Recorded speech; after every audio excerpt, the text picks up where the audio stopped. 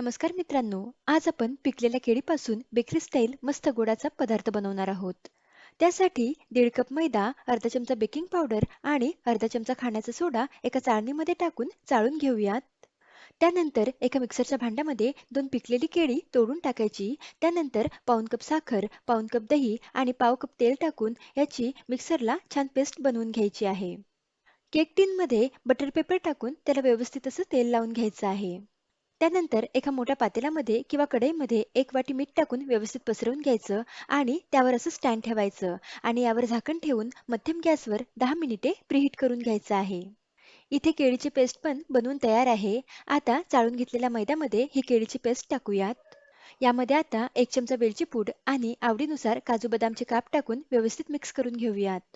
व्यवस्थित मिक्स करून घेतल्यावर हे बॅटर केक टिनमध्ये ओतून घेऊयात आणि केक टिन टॅप करून त्यावर आवडीनुसार काजू बदामचे काप ठेवून घेऊयात. आता हा केक टिन प्रीहीट झालेल्या पातेल्यामध्ये ठेवूयात आणि यावर झाकण ठेवून लो फ्लेमवर 40 ते 50 मिनिटे हा केक बेक करून घेऊयात. सविस्तर रेसिपी वर दिलेल्या त्रिकोणावर क्लिक करून तुम्ही बघू शकता. इथे आपला मस्त बनाना केक बनवून तयार आहे.